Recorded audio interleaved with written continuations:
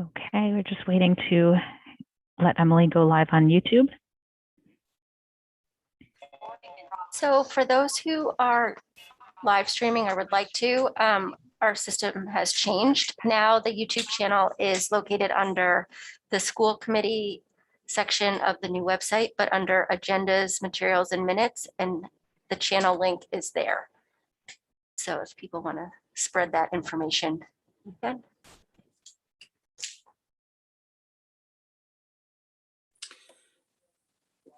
If you were looking for it the day after, would it still be under Sarah's YouTube page? Yeah, Okay. so now that link to go to all the old videos and everything is on the website under agendas. Okay. And minutes. We're in the process of changing that from your YouTube page to a school committee YouTube page? Okay. Correct. So it's under my school committee email address because it has to be linked to an email address. And so I need to work with Stephen how we change it to a different email address that's generic so that it doesn't live with me, it lives with the committee.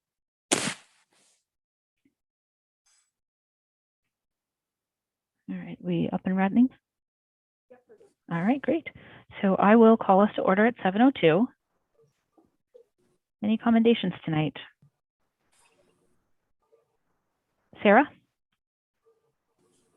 This is more of a town-wide commendation, but I know our custodians had a lot of extra, and Todd's team had a lot extra on their plate in the last 24 to 48 hours. But, you know, we had yesterday off, but getting everyone back today and getting our sites cleaned up and ready to go was a big effort. And I know the two schools I went to this morning looked really good when we got there, especially when you look at what came through the town yesterday. So I just wanted to commend Todd and the whole custodial staff for getting all that done.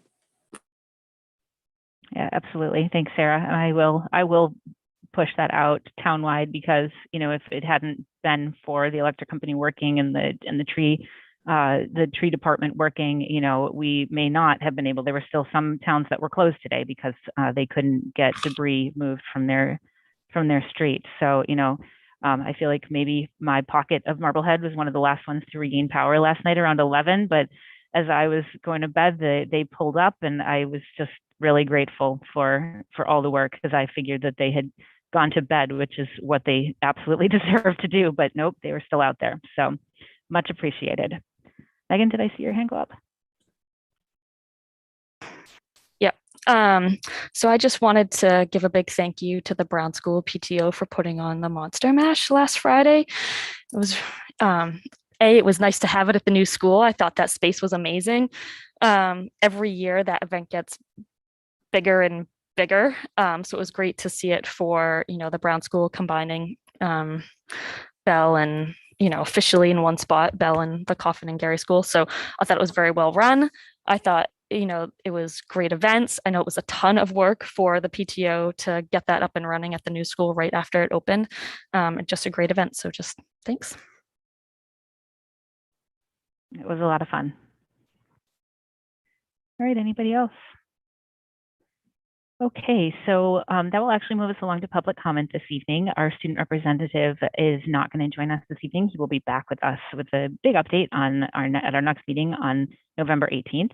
Anyone who wants to make public comment can use the raise hand function, and we will limit people to 3 minutes. And please remember to state your name and address for the record.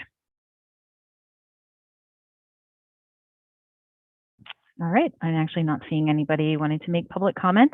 So that will move us into our consent action and agenda items.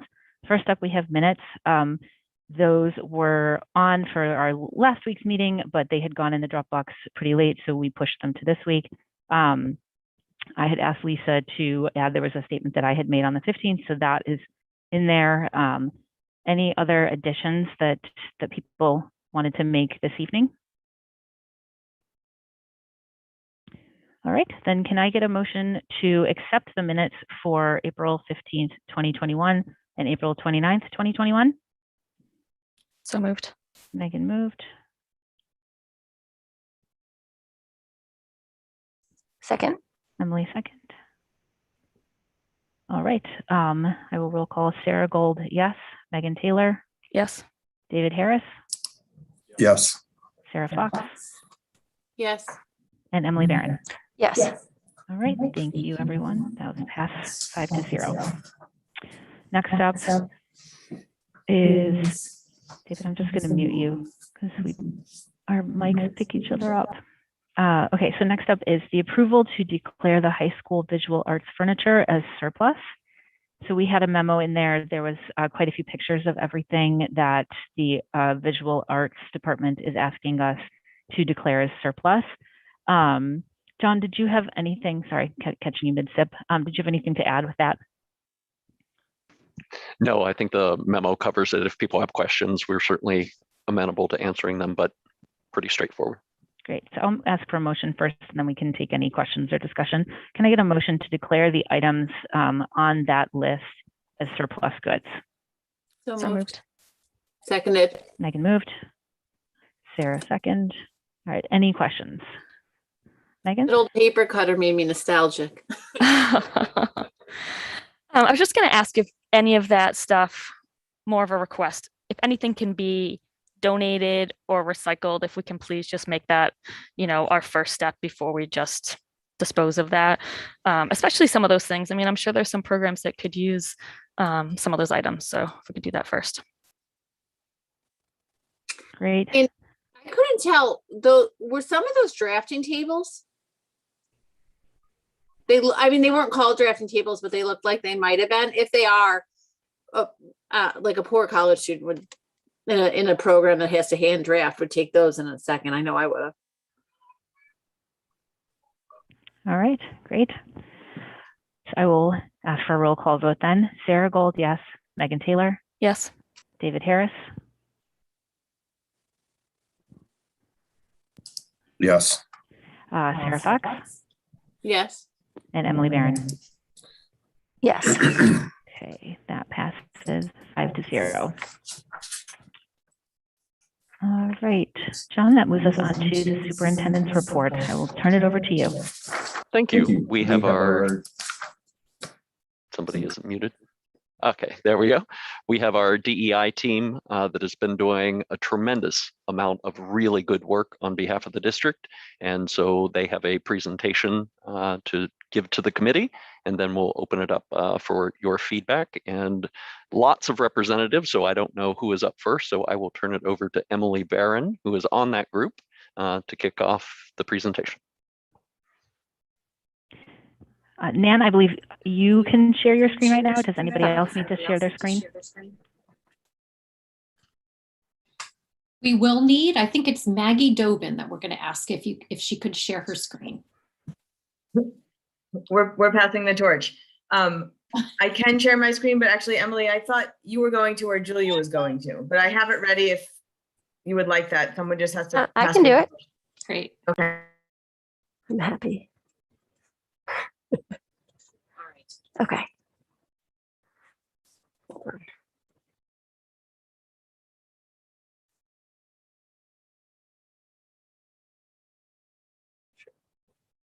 Oops. Can you see everything or just the? Oh no, yeah, this is actually the PDF. Is this okay, everyone? Yes, just bring us to the first slide, Emily. Okay. There we go. Yep. Okay, so hi, we're back, or I'm back, and now I have the whole team with us today. So last week, I read the mission statement that our group has been working on, and today we have our entire team here to talk about the process of, well, I guess what we've been doing the past year and how we came up with the mission statement, how we rolled it out to faculty and staff, and what our plans are moving forward. So our team consists of an amazing group of administration, faculty, students, all within our school district. And I was saying to Megan earlier, I'm honored to be on this group or in this group with everybody because it's such an amazing group of people. So first we have Deandra Williams, my name, Emily Dean, Julia Ferreira, Lindsay Page, Maggie Dobin, Meredith Wishart, Nan, and 3 of our high school students. So our team started, like I said, last year when we were awarded the opportunity to present in the RIDES program, which was sponsored through METCO. And we attend these meetings regularly throughout this past year and then into this coming year. And we also have been working outside of our meetings to come up with our mission statement and talking, as the slide said, I should stop moving it, with leadership and stakeholders to figure out what we are going to do within the district. So next up, to talk about the process for the development of the statement is Lindsay Peach.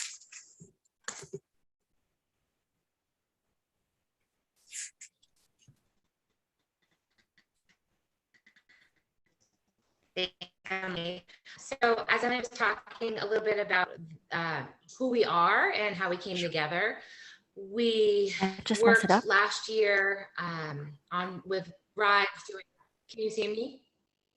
Can you hear me? Okay, great. So we worked last year with RIDES on a personal and team equity cycle, which is where we choose goals and look at how we can accomplish those goals moving forward with DEI work in our district. So after working with RIDES and coming together as a DEI team, we really started talking about how it was needed to have a proactive statement about DEI in the work that we're doing in the schools and in the community. So we did a lot of research with other schools and districts across the country, both public and private, to look at different elements that we felt connected to and that we felt represented our district as well. So kind of taking pieces from other districts and putting together what words we felt connected to. We worked on a Jamboard to narrow down basically our essential statements. So we put words and phrases and just kind of had a dumping ground for everything that we really felt was important. And then utilizing that Jamboard, we started to put together a statement to make it concise and powerful. We pulled all the important elements that we felt really represented how we felt about DEI, kind of what our why was and why we're doing this work and why we want to do this work in the community. So after we started to put together some of our phrases and statements, we worked with our consultant, Eden Lee, who we've been doing a lot of work with over the summer and this year, and Dr. Bucky. And we met to discuss and finalize the official statement, something that we didn't take lightly, that we felt really powerful and needed to be a real foundation of the work that we're going to do. So the purpose of publishing our statement was really to ground us in this work, to set the foundation, like I mentioned, to kind of push us forward with the community and create a concrete place for us to check our systems for equity and to be proactive in all of the work that we're doing.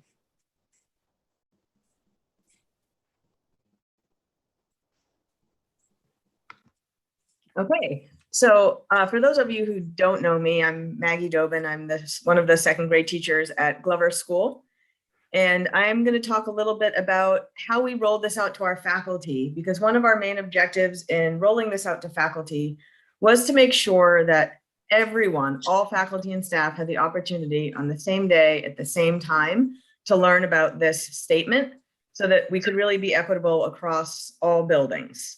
We felt that that was a critical component to making this fair as we shared it with all the faculty stakeholders. So the first thing we did was we, as a team, created community norms that we shared across district, because we wanted to ensure that if people were talking to other faculty members in other buildings, there was sort of a grounded set of norms that we could go on. That's not to say that different buildings couldn't add on more specific norms to their needs, but we wanted to make sure that if somebody from Brown was talking to someone for Glover, or someone from the high school was talking to someone at Vets, that there was a shared agreement in terms of how we were going to be talking to one another.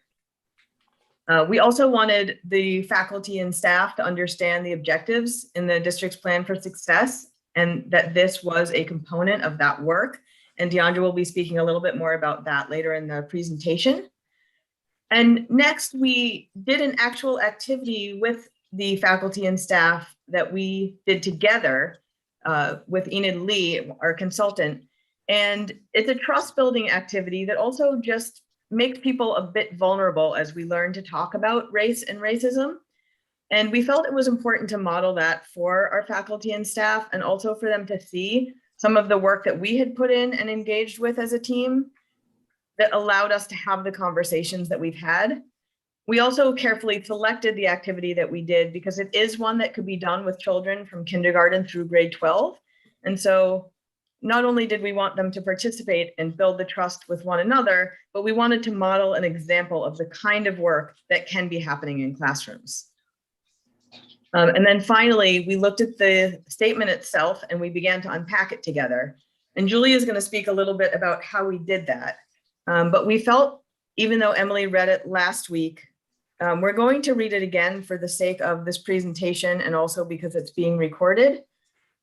However, we wanted to make clear that when we shared this with faculty and staff, we asked that they read it to themselves, and it was done with intention because we wanted people to be able to read it in their own voice and hear it in their own head. As part of the work that we do in our DEI team, voice and student voice and faculty voice is very important. And so we wanted to honor that how people interpret this is unique, even though we have shared vocabulary, that how you read it to yourself and how you hear it in your mind is your own. So with that said, I am going to read it and also read it to yourself. And I have to hide myself to see it. So just give me 1 second. Marblehead Public Schools is committed to sustaining an inclusive environment that fosters belonging and acceptance. We apply an equitable, culturally relevant lens to students' social, emotional, physical, and academic development. MPS sees the power of diversity. We support proactive allies. We respect and affirm the unique identities of all people across disability, ethnicity, gender identity, expression, language, nationality, sexuality, socioeconomic status, race, and religion. Through holistic practices, we cultivate awareness and agency to grow conscious-minded, empathetic citizens. MPS is committed to an introspective process. We provide ongoing opportunities for learning, reflection, and sharing with all stakeholders.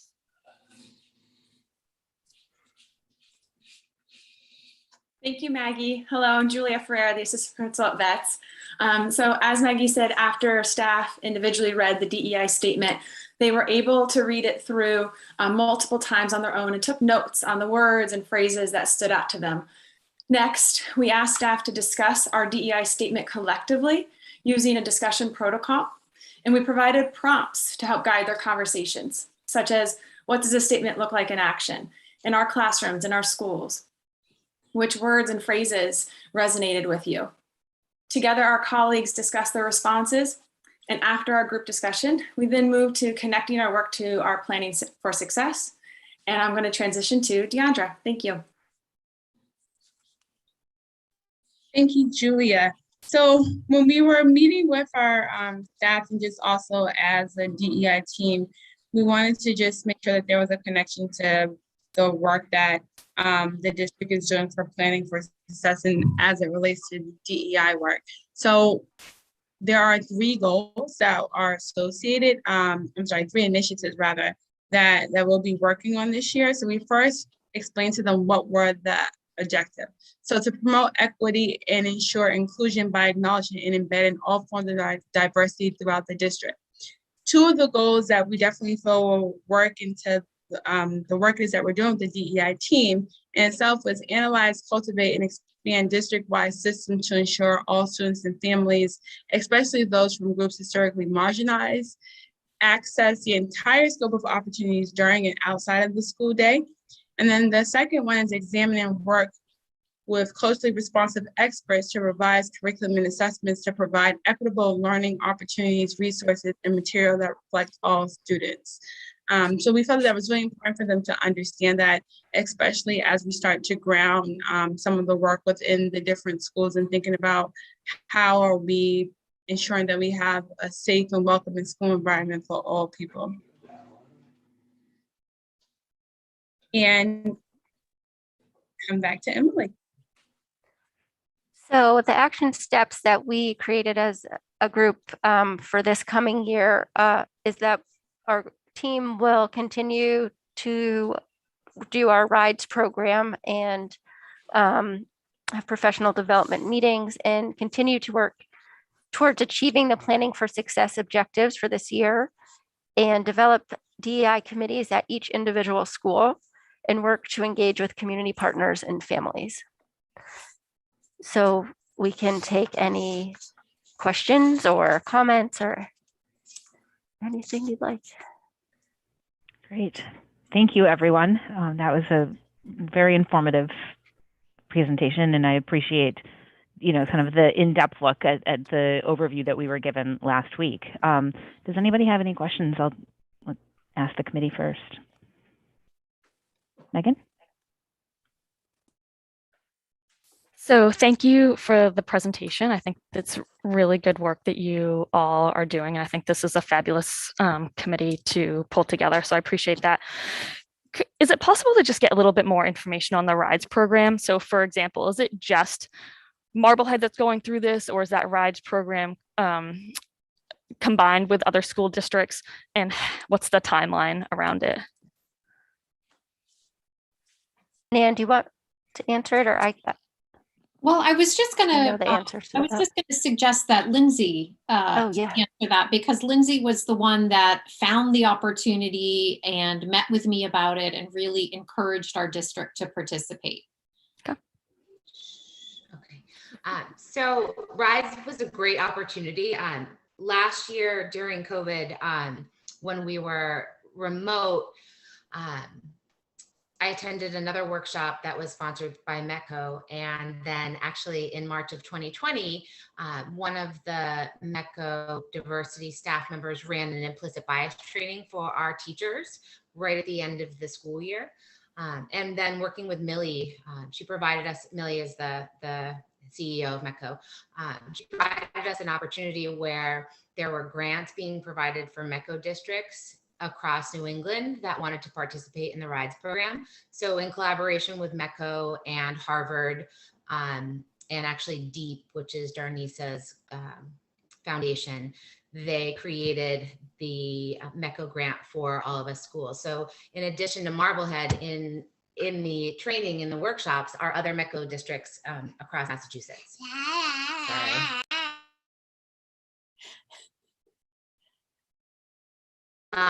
So it's been a great opportunity for all of us.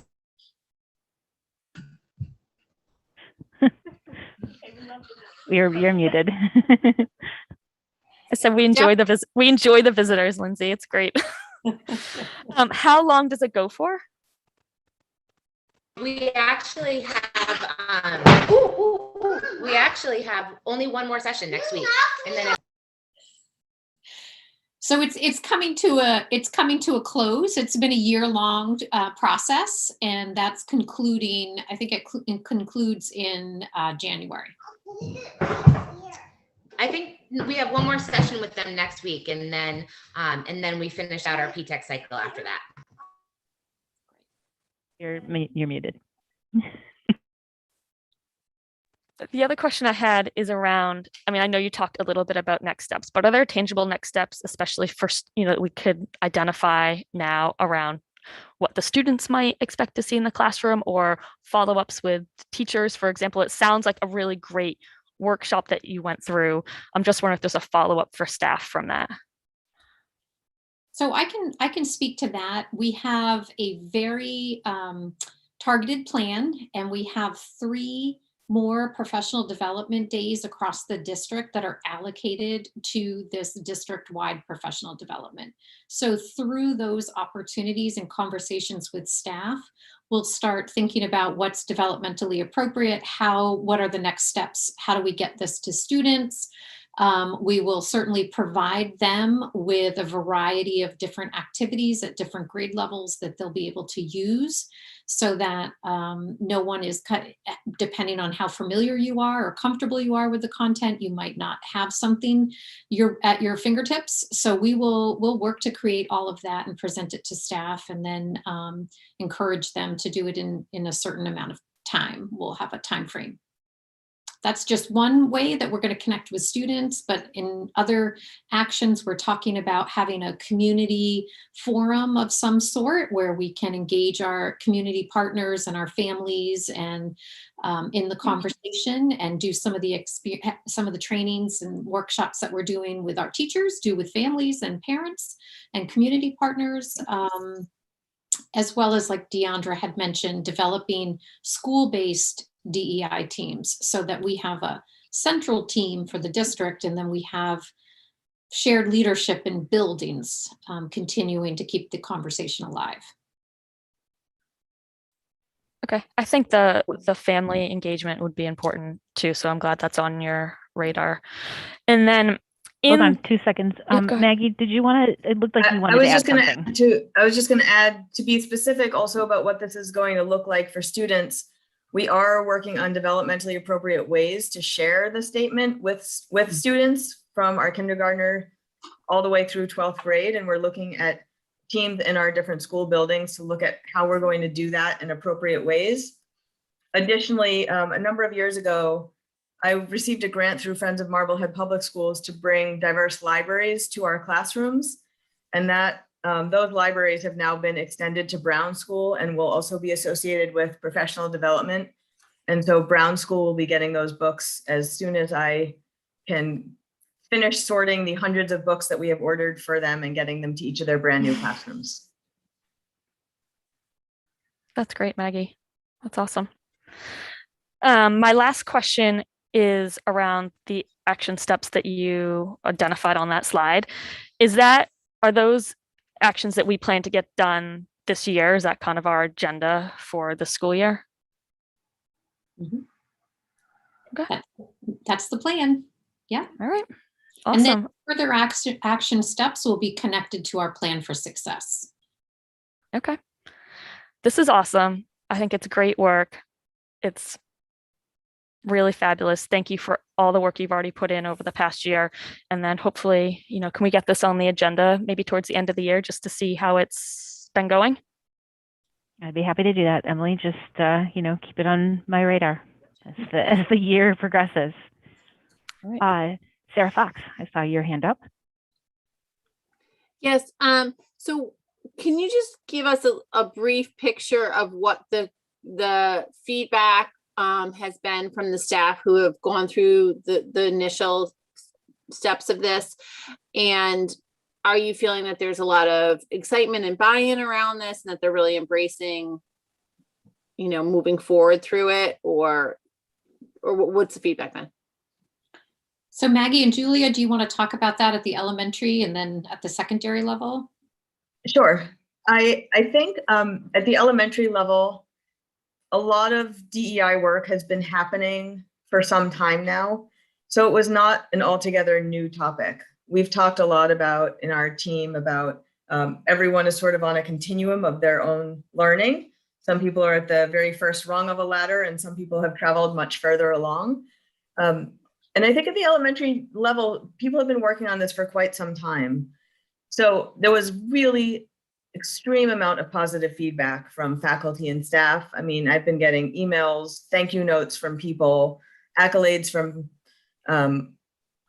faculty members that I have rare interaction with. We're 81 faculty and staff at Glover School. So you can imagine on a daily basis, I may not interact with all of them. And people have been coming up to me throughout the week to say how much they appreciate the work and how much they're excited to engage in it together this year. So very positive. Yeah, and like Maggie said, at the middle school, very positive feedback. One thing that really was, I joined a lot of the groups for the discussion portion, but at one point I stood back, and it was just awesome to see our staff engaging in those conversations and really connecting with one another. So it was I was very proud of the work that we're doing in that moment. I also have a lot of staff that have reached out. They want to be part of our vets DEI team. So they're ready to go, and they're like, when are we going to do it? And I'm like, okay, we're going, we're going to do this. So there's a lot of excitement. So I'm assuming that when we look in the spring at school improvement plans, that there will be a DEI section on every school improvement plan? No, yes, maybe. I saw a lot of faces go, whoa. No, I think that building leaders would look to build to create their school improvement plans around the plan for success, and where it's such a prominent place in that plan. I feel confident that school improvement plans will include this work. If I can just add too, even part of some of the initiatives that are rolling out for Plan for Success in regards to DEI will be presented later. So a big part of that too is having conversations with school leaders about what does that look like and feel like. So even with some of the things with that, like, I've already designing surveys and already had some conversations with principals about like, how do we think about different ways that we can engage families and communities, as well as just different ways of just measuring that overall. So we definitely look forward to sharing more towards the end of spring and talking about what that progress is. And going back to like our mission statement, this is an introspective process. So our goal ultimately is to figure out what worked, what isn't working, and then what are areas that we can improve so all students can feel like they belong and they're accepted on all the levels that we have addressed.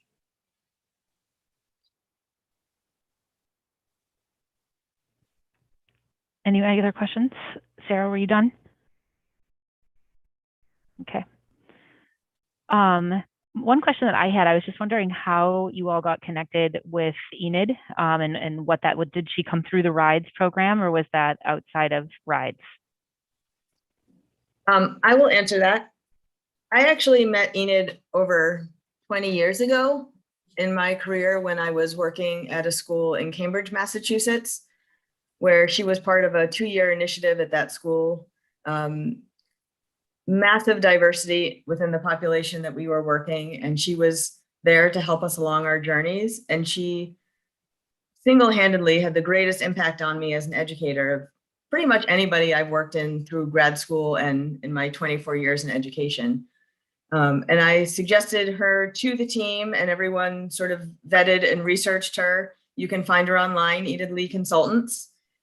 She's done national and international work in the field, has an absolutely phenomenal reputation, and the team agreed that given our needs and her capacity to cater to our specific needs, so she speaks with us beforehand, she builds the agenda with us based on where we are and moves us along. And she's been really helpful to us in having hard conversations and learning to be proactive, which is one of our huge goals and one of the reasons we really wanted to have the mission statement, because as we all know, planning proactively is much better than being reactive.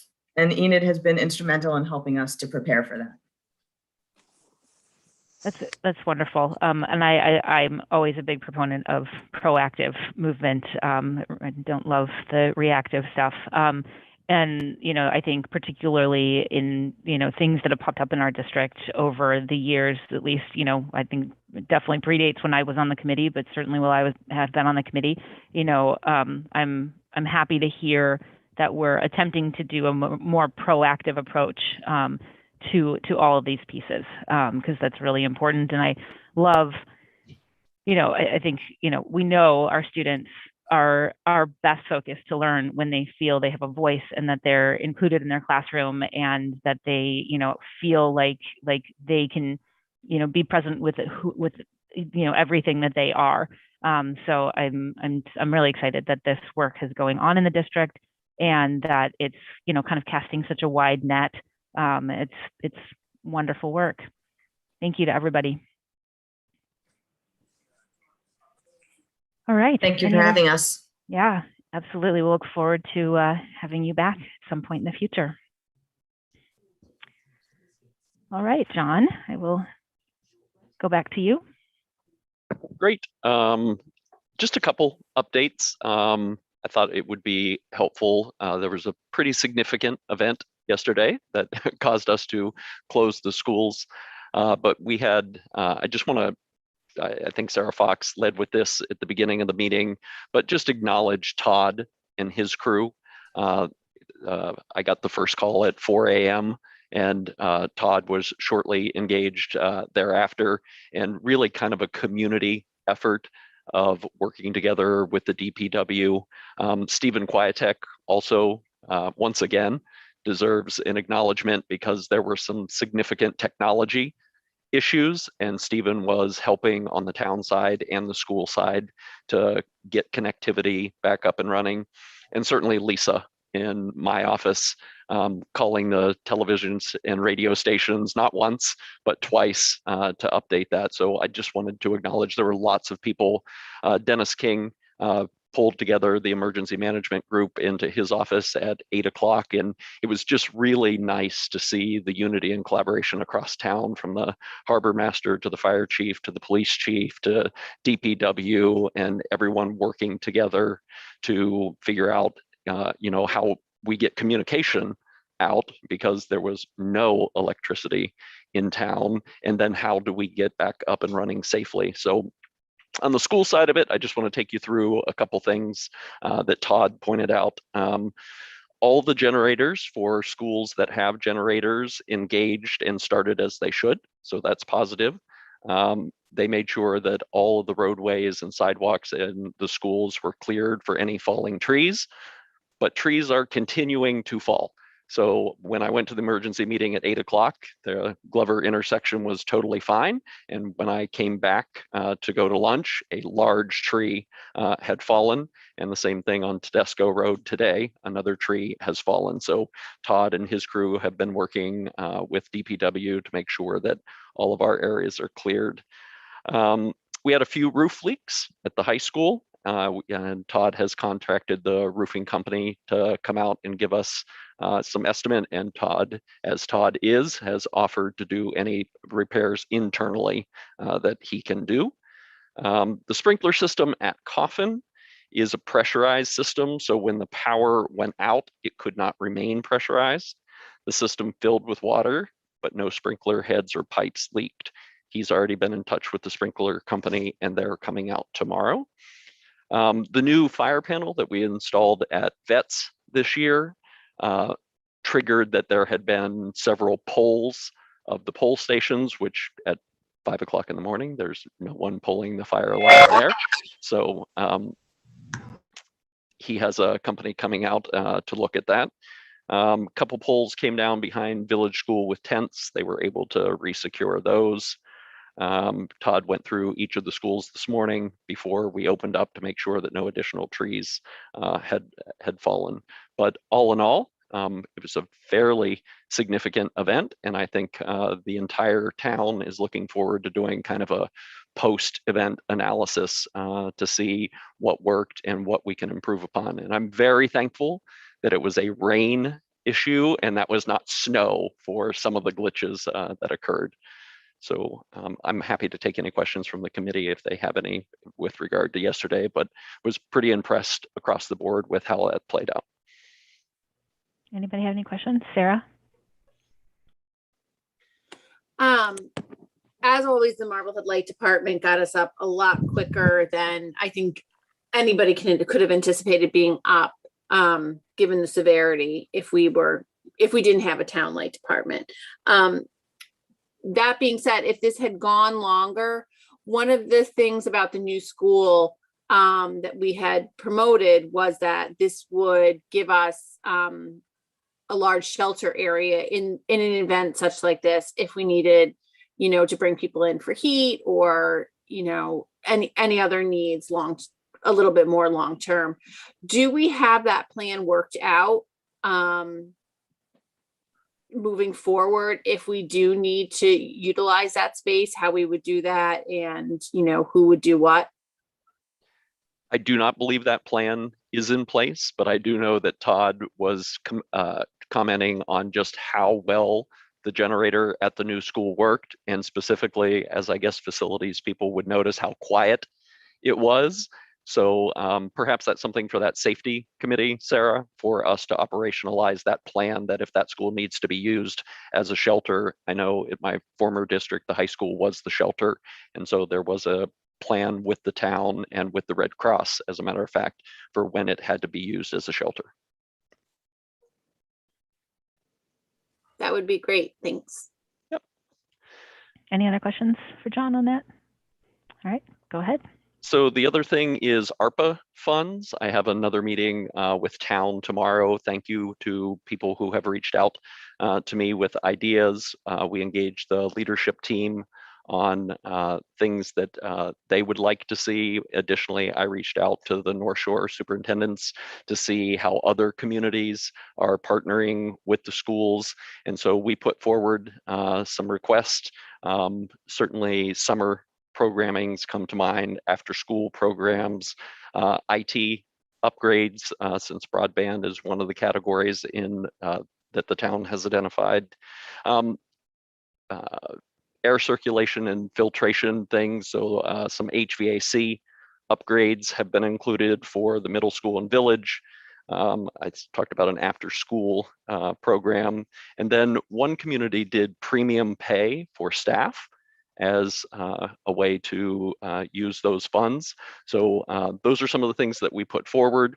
I will say, being in the room yesterday for the emergency management, that some of these priorities or some of the things that town is identifying may take precedent, but I will continue to be at the table and advocate for the schools for some of these things that we've identified as initiatives we would like to see funded.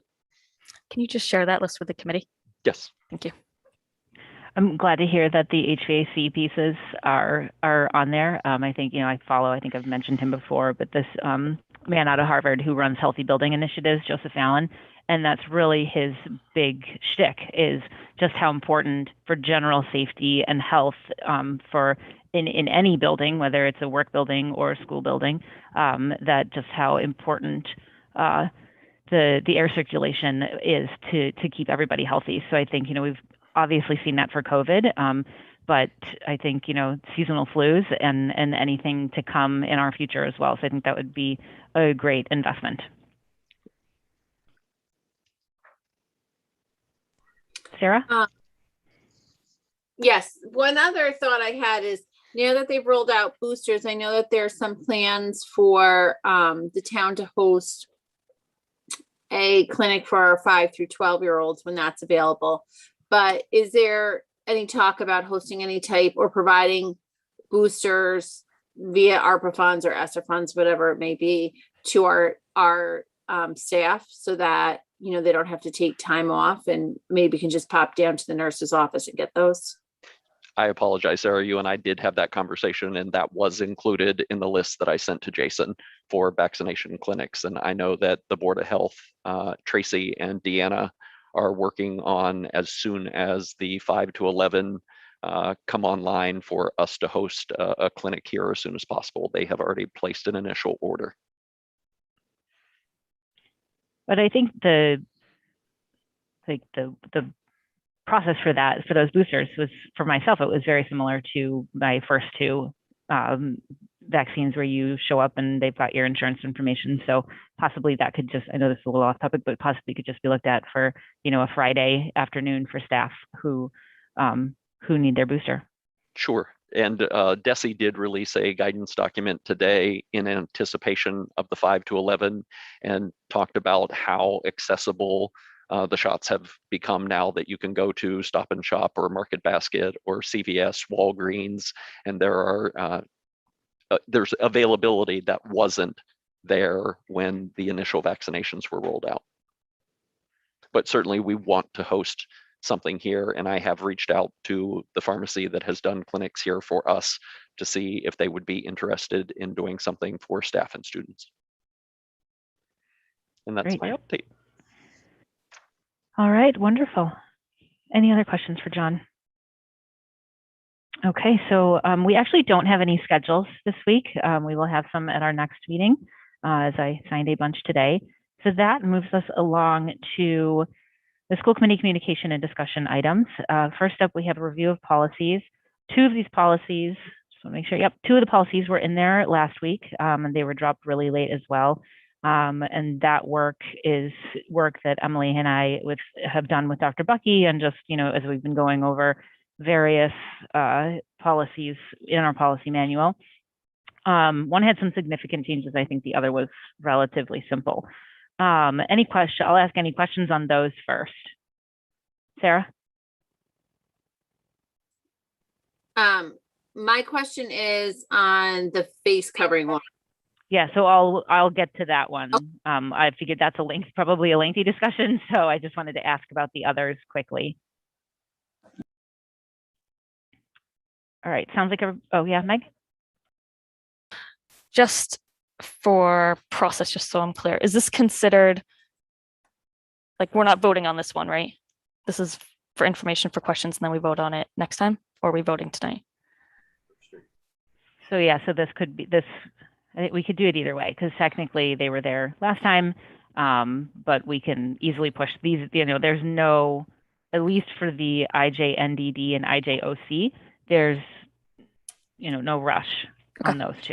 So we can leave those and discuss them later. Okay. Curious. I'm assuming all these have been through legal, right? No, probably not.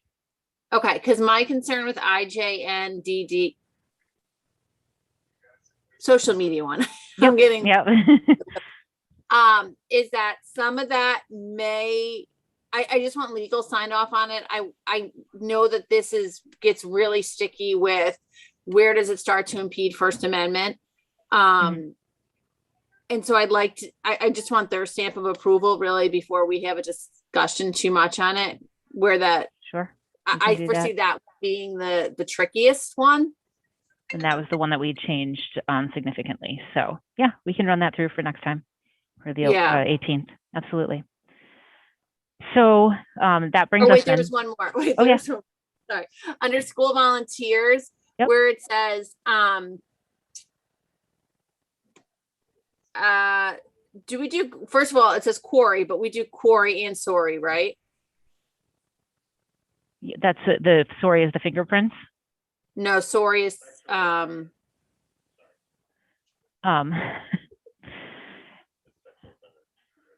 okay. Is that required of our volunteers? I don't believe it is. And should it be? So that's a question for legal that we can present. I know other schools it typically is. So you might want to look at that one. And then my other one was it said no time will a volunteer engage in any form of discipline. Now my question about this is not that, I mean, I get that to a certain extent, but I've also know that at one time we had a very hard time getting volunteers. Not that we're looking to have them disciplined, but kids used to say, "You're not my teacher. I don't have to listen to you." I can't tell you the number of times when I was volunteering to cover a class at lunch or something that a child said that to me. I don't have to listen to you, not my teacher. So just as long as that doesn't preclude someone from sending them down to the office or to see someone who does have authority, because I think we do have to empower somewhat our volunteers to kind of get, some reason. Yeah, I think a general level of respect. Absolutely. I think it just is making it so that they don't ever get put in a role of disciplinarian and feel like they have to do that. Okay. No, exactly. I just wanted to make sure we could still say, like, go see Dr. Satterfield or whoever. Yes. Yes. All right. So the EBCFA face coverings. So I dropped this. Emily and I met this morning with Dr. Bucky, and we added a piece to the face coverings policy. So I will read that. I have it on a different sheet, but I'll pull it up on this one. So we added the section regarding getting to the 80% of vaccinated students, because we know that we're working on that, and this seemed to make a lot of sense. we know that DESE has this piece with the 80% remaining in place through at least January 15th. They've made that announcement this week, but that, 2 of our schools, we do believe that they can show the 80%. So we added, if a school building demonstrates a vaccination rate of 80% or more of all students and staff in the school through an attestation form submitted to the Massachusetts Department of Elementary and Secondary Education, then vaccinated individuals in that school would no longer be subject to the state mask requirement.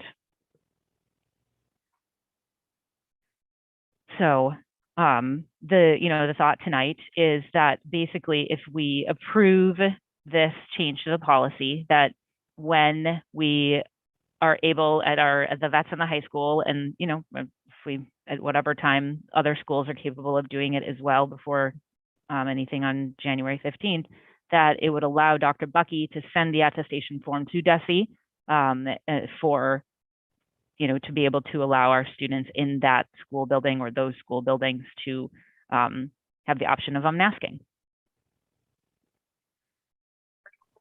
Questions? Sarah? So if I understood the DESE rule correctly, it was that you had to have 80% and a couple other factors. It had to do with your rate in town and things like that. It wasn't just 80%, boom, you're done. It was 80% and a couple other things. So I just don't want to set the public up for any disappointment, that we have to still meet their minimum requirements, which was, I believe, the 80%, and I can't remember exactly, but it had to be your positivity rate or something like that. Like your case counts had to be below a certain threshold in town. And then, so if we could clarify with that, but then the additional piece would be, and that DESE approves our request.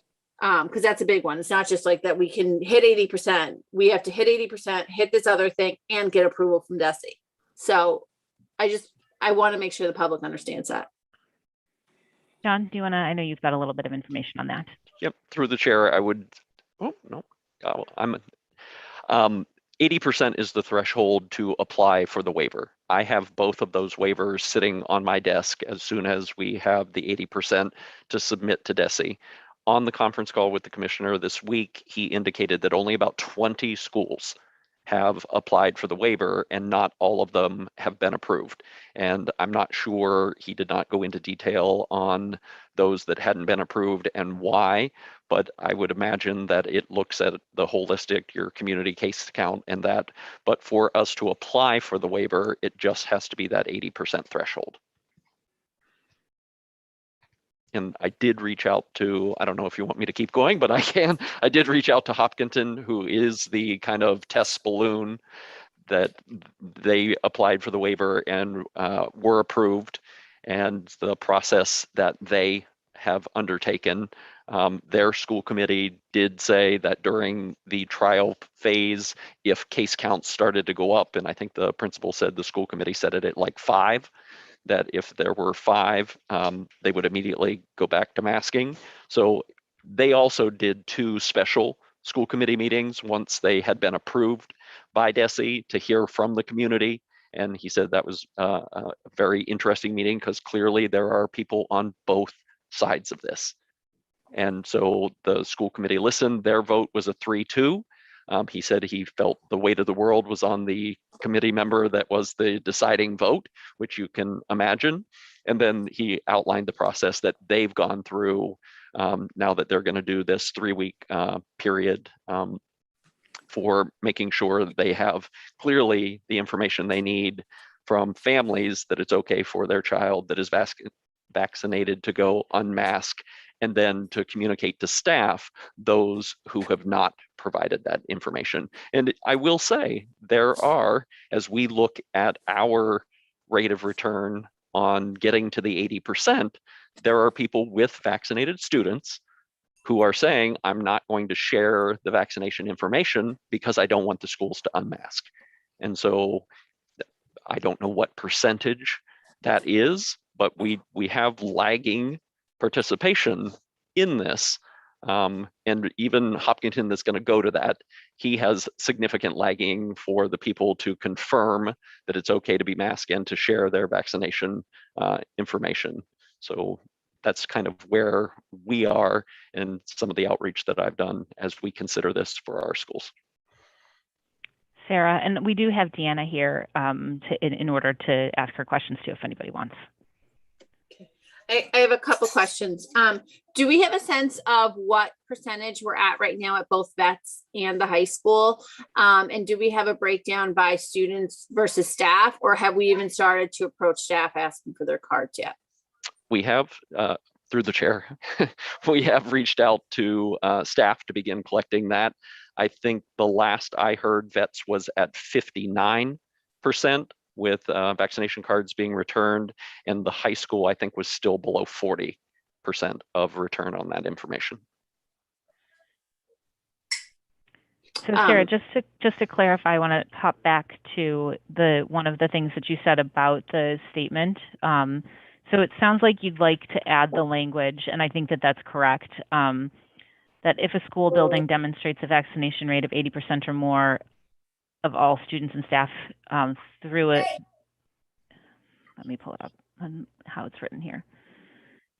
Through an attestation form submitted to and approved by. So and approved by in there. Okay. Yeah. Good. I'll add that. Until we're approved, we can't go rogue. It's just, we can't even do it.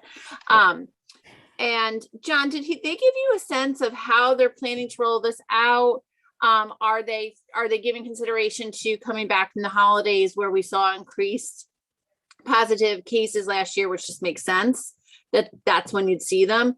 Are they doing, a period after the holidays of masks? I'm just thinking, like, why reinvent the wheel if we have someone who's kind of, giving us a model that's might work or whatever that we can look at. And then also, how are they going to handle the mask wearing, monitoring unvaccinated students wearing masks, and kind of where that might put a lot of staff in a precarious situation of monitoring things that, they otherwise would not be monitoring? So they're just hoping to get through the next 3 weeks. So I didn't ask him about any future plans.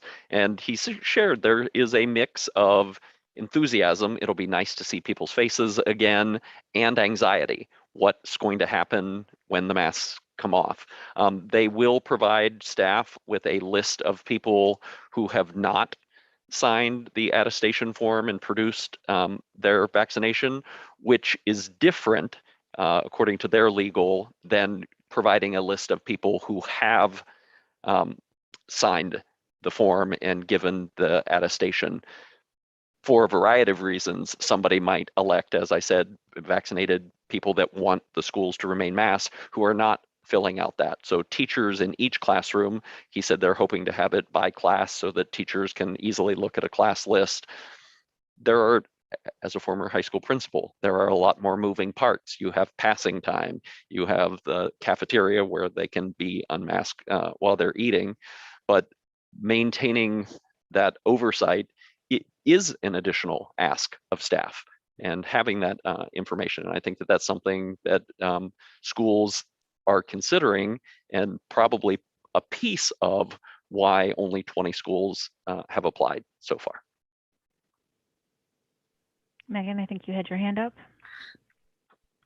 There are a couple things. One is just to clarify too on the turnaround from DESE. I mean, looking on their website, it says that they plan to respond within 2 business days of submission. So it's not like we're waiting on a huge turnaround, just more for information, at least according to their website. The one thing I will say though, and John, you and I have talked about this, is in consideration of this change, I do want to know what that threshold is. I personally don't think it's a school committee decision, because it really is down to what is going to work both for the nursing staff and for school leadership in those schools. So I do think we need to know what that threshold is and make sure that the school leadership can, are in support of that and have really they're the ones making that decision or that recommendation anyway. I do think that's important. So, you know, I'm going to ask the same question that I asked with the other policies. Is this something we plan on voting tonight, or is this something that we're talking about now, getting more information and coming back with? So I can answer that one. I, in my head, had us voting this tonight.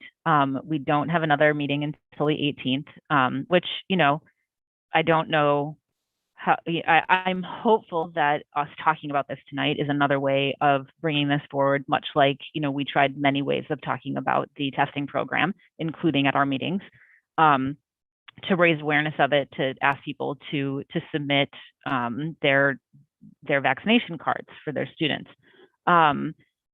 So, you know, I don't know that we'll be there by the 18th, and we certainly could call another meeting to vote this. You know, it can be a single agenda meeting if we needed to as well. So, you know, in my head, we were voting this tonight, but it's to the will of the committee.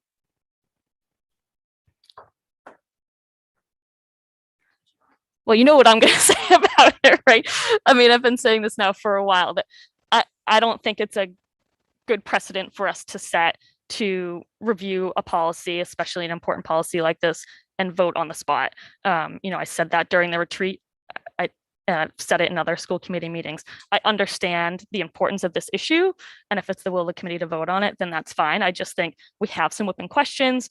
We're not even at half the percentage that we need to be to even apply for the waiver. So it's not like this is time sensitive in terms of us even being able to.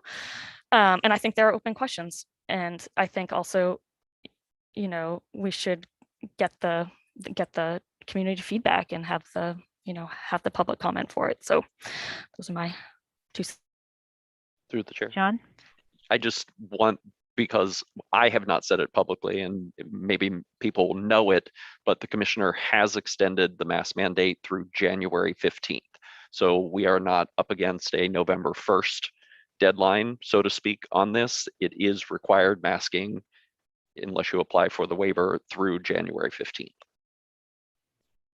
Yeah, sorry, that's a good point. I think we knew that, but the community probably didn't. So thank you. Sarah, did you want to weigh in?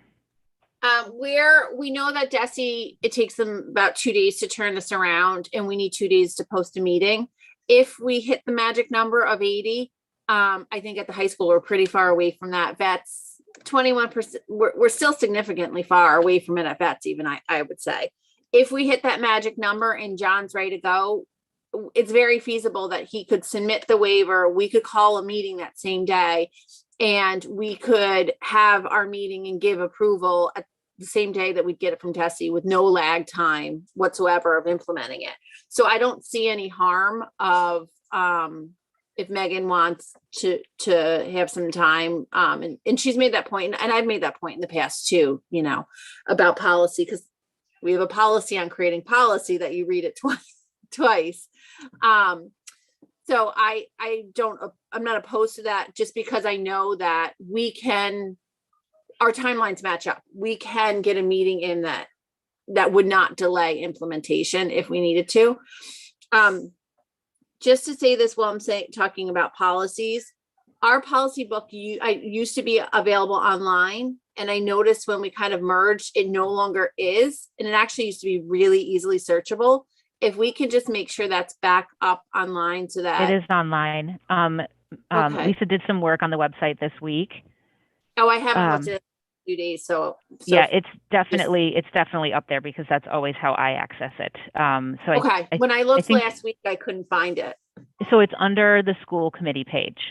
If you look under our page, and then when I was talking with Stephen about the new website, we patterned it after the school committee website that we had set up last year, which we now need to link directly over to the school committee page. I know at one time it was a quick link for those of us that look at these things a lot. I'm sure there's probably not many of us, but if we can make it a quick link again, that would be awesome. Okay, I can talk with Lisa and Stephen about that. David, Emily, do you want to anything?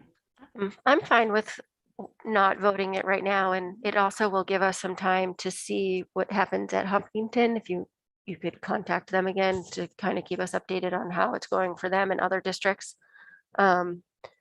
Just for if we do roll it out, how to go about the whole process. And so I think it's fine. Yeah. David? Okay. All right, so we will move this forward then onto the 11/18 meeting, or if we need to call a meeting to address it before that, we can. Yeah, and that gives us time to, watch our own numbers.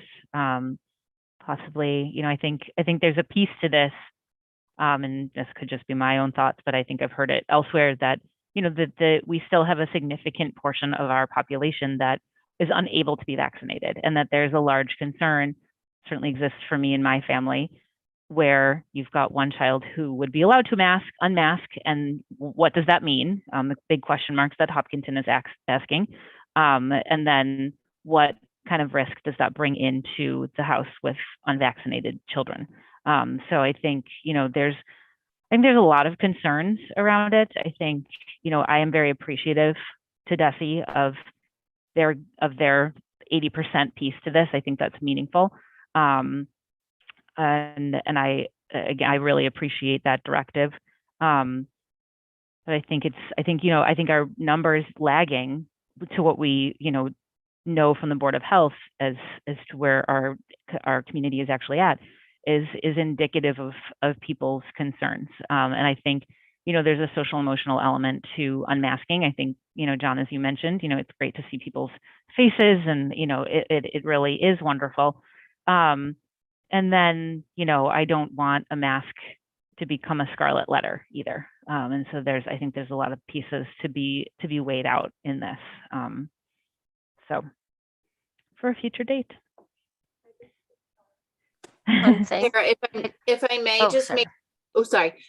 if I can just make a plug. I know we talked about the vaccination clinic that the town will be holding. They've secured 300 doses. So that's either what if they give it all at once, it's one dose. If they hold it, there's two thoughts. If they hold it so that they know that they're covered completely for that one group, that's 150, which is about 10% of our 5 through 12 population. So I want anybody who thinks they want it or is planning to get a vaccine, the clinic will be there, but don't hold off for the clinic. By all means, it's, back to the races, if you will, as far as take any option you have, look at your different options. I had a great conversation with Andrew, and he said the same thing. You should be looking to your pediatricians, your pharmacies, community clinics. Don't just put all your eggs in this basket. For those people who choose it, that's right, the correct choice for them and their family. So we hopefully by the next meeting, this would be, old news, because we're hoping in the next week or so that that's an option for kids. But I don't want people to think that we're going to provide vaccines for everyone. So just take what you can get as any appointments come up. Thanks, Sarah. Emily? I was just going to comment after you spoke. It came up. Once the little kids can get vaccinated, that's probably going to change a lot of it. So if we give us some time to figure everything out before we vote it, I think that's going to be helpful. So yeah, absolutely. And I wonder if there's a way to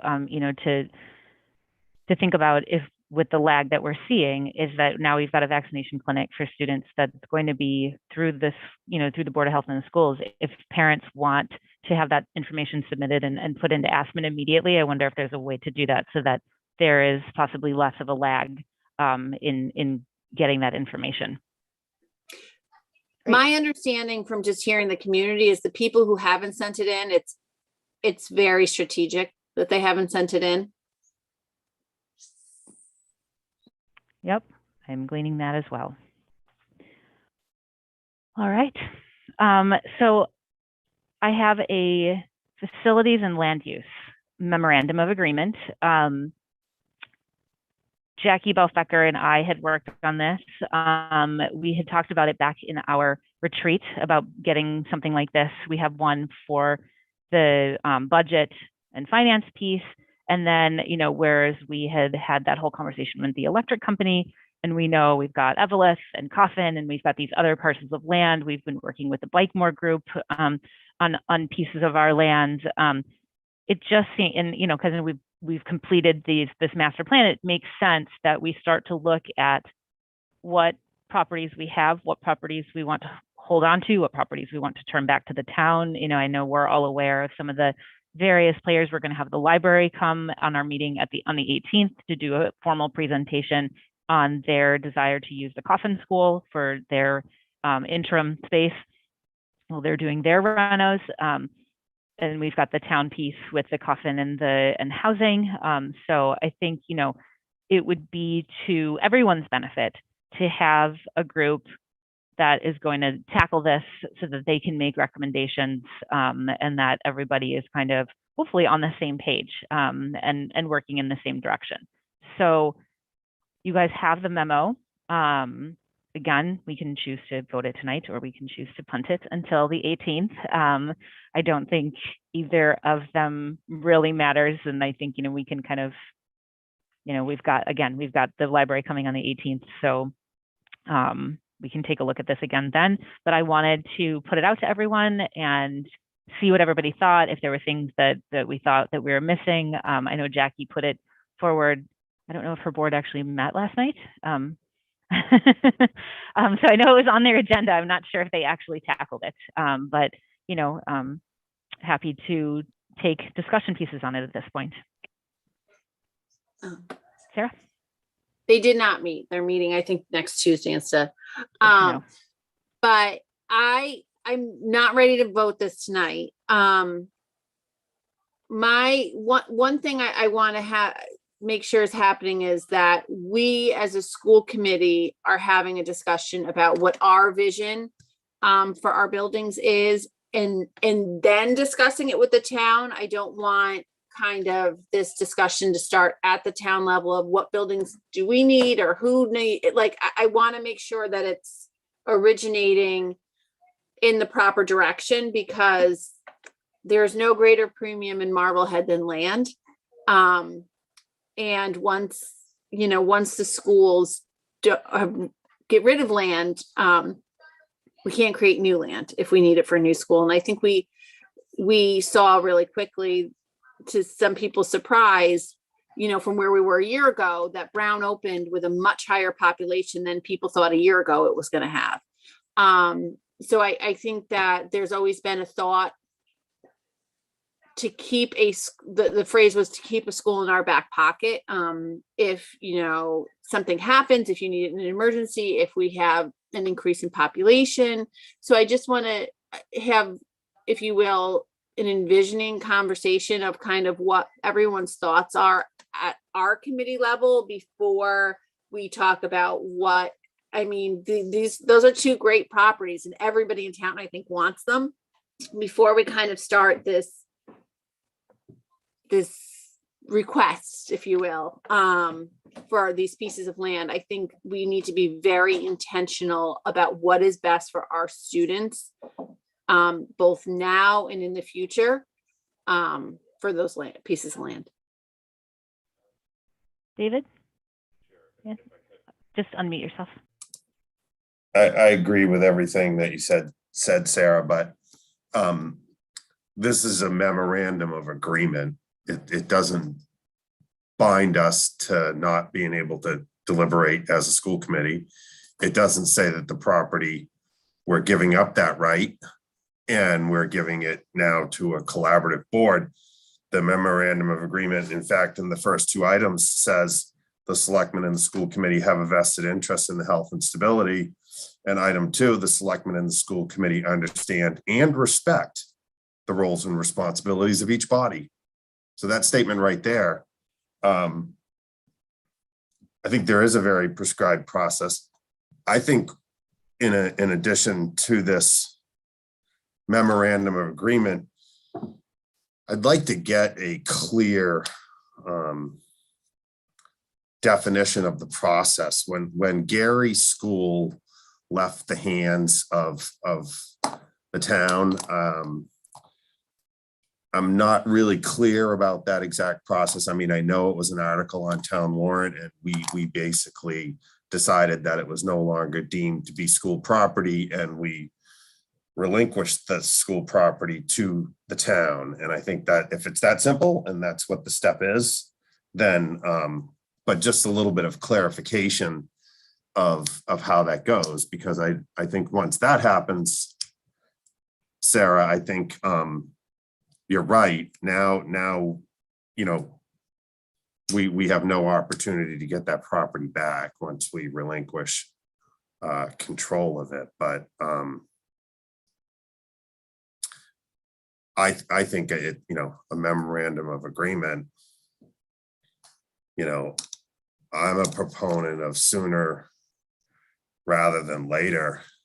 These properties will continue to either deteriorate if they're not being actively used. They will continue to cost the district money if they're not being used, or, you know, if we make a decision as a board about the use of a facility, we're certainly going to need to budget for that in the subsequent years to keep the heat on, keep the light on, keep the life safety systems going.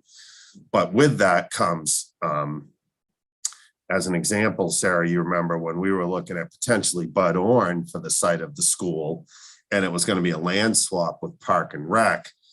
There was some money and studies that were done on Evelyn school property and how that could become additional recreational and green space for the town. So that wouldn't ultimately be up to us to decide, but if we don't have a use for that school, it would be good to give it up so that the town could start looking at what the uses are. But I think as a board and with the director from you know, with Dr. Bucky looking into it, I think it will be a little bit of a challenge in the short term here to just define what the needs are for those properties. I mean, at least, you know, it's nothing that can be done real quickly. Or I don't even know if it can be done, you know, prior to this year's town meeting. You know, we'd have to have an article on the warrant and then, you know, have some decisions made. Megan, you had your hand up. So I agree with what David said at the start. I don't see anything in this memorandum of agreement that says that we're giving up our, you know, our control, for lack of a better word, of those properties. I do think there are a number of properties dotted around Marblehead. Coffin and Evelyn come to mind, obviously, but there are others. And I think this gets us into the process of itemizing those so everyone's on the same page. We know where they all are. And there are a lot of potential uses for them. And so it's better, I think, for us to be having those conversations up front and collaboratively with the town so everybody knows where we all stand. And I just think this, not that we couldn't do that anyways, but this formalizes it and makes sure, you know, really does make sure that it happens. I see this more as a collaborative way to move forward with the town than giving up anything that we'd be doing. And just like the memorandum of agreement that we have with the budget, it's more just setting up the working relationship. The school district still is responsible for developing and managing and maintaining their budget. That didn't change the way we go about that process, but it has that collaborative piece in place and formalized. So, you know, that's my 2 cents on it. Sarah? I would also like to see us set up sometime, say between now and January, a forum, because these are very much so community topics, what happens with these buildings. And although it is upon the 5 of us to ultimately vote, I would like to hear from the community their thoughts and what they would like, and some ideas they might have.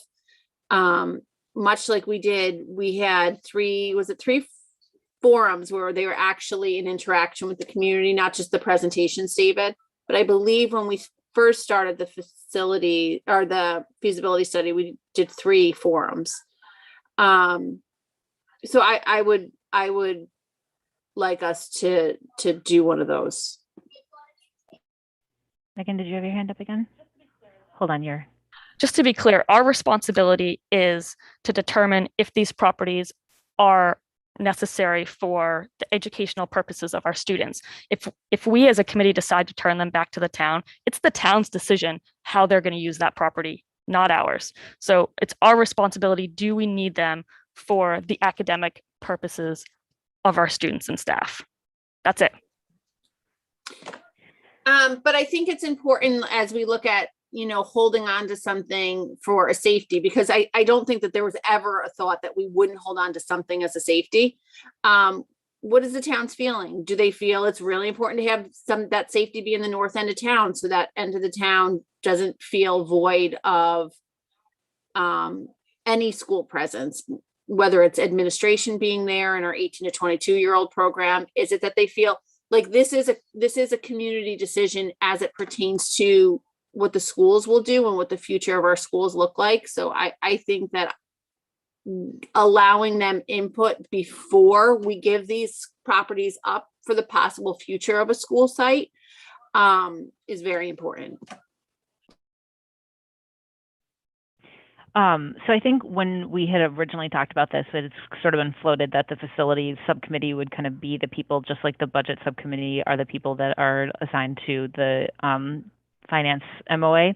So that's sort of where I see that, because then again, you've got that piece where, to Megan and David's point, like we are at the outset of this, looking at the facilities use, working with our administrative team and as to kind of what is needed, and then, looking to the town to say like, okay, and then, how do you guys see this, and how can we help each other? Because, like David said, the Budorn site, there are other places where we look outside the box, and, I know that I think that it's been shelved for the moment, but the need for the school department to move out of Widger, which isn't happening, but that, in those conversations, it was other places in town, not just either Coffin or Evelyn, but there were other opportunities, that Jason was willing to talk to us about. So, I think in that collaborative effort, and just as we have, the memorandum of agreement with, or understanding, I can't remember what it's actually officially deemed, but with the Park and Rec, it's just really memorializing these things so that we sort of know their boundaries. If we need to come back and reset them, we can, but that everybody starts and proceeds forward on the same page. Em? I just want to clarify. So did you say you thought this would fall under the facilities subcommittee? And does that include the process, like going forward with all the facilities, the buildings, and documenting everything? So when the town would meet with the schools, it would as be the committee that is in there. Correct. It would Okay. be with With the it would facilities. be representatives from the Board of Selectmen and representatives from the school committee, which makes sense to be the facilities Okay, committee. so we would become that group that does all the work to figure that out. And again, no subcommittee makes any decisions Well, right, on but policy, correct? Or on right. So But we would do like you would be the representatives. Yeah, and then we would, but also like, are you saying we do, like Megan says, we need to document all of our property? Is that something the facilities subcommittee will be in charge of, to do that work and then bring it back? Is that what Probably. you're like? Okay. Yeah, with the help of the administration. So Sarah Fox and I, like she said, she wanted to talk to the community about it. As a subcommittee, we could have a forum, have people come and talk to us. I mean, that might be a way to get the community involved that way.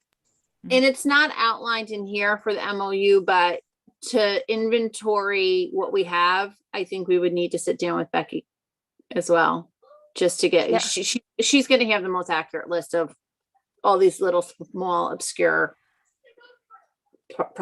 plots we have. I just wanted to know whose job it was that now we can take it and then we'll bring back our. I was just going to say, I think we're getting a little bit too into the details. So the question is this something that we want to move forward with, right? We can put it on. Not muted or unmuted. We can put it on for the 18th, and then that gives a chance to discuss it and discuss it with John, and make sure that if there's any additions or concerns that as you guys read it over, just let me know, and I can absolutely take it back to Jackie and work through that. Again, her board didn't get the chance to see it or discuss it last night, but it sounds like they will next week. So they may have their own pieces that we'll have to kind of iron out. All right, thank you, everybody. So that leads us to closing business. Any new business that anybody has? All right, and I did not put one piece of correspondence, but we did receive an email, very short email from the Marblehead Task Force Against Discrimination. And on October 25th, they met and voted to send a statement to the school committee about the DEI mission statement. And they officially say that the Marblehead Task Force Against Discrimination commends the Marblehead Public Schools and its diversity, equity, and inclusion, DEI committee's new mission statement. We look forward to next steps toward the training, capacity building, and support that will move this statement toward implementation. So I can send that to the rest of the committee as well. Yeah, and that was it for correspondence. So that moves us to adjournment, and I adjourn us at 8:26. Thank you, everyone. We will see everyone again, unless we need to call another meeting, but our next regularly scheduled meeting is November 18th.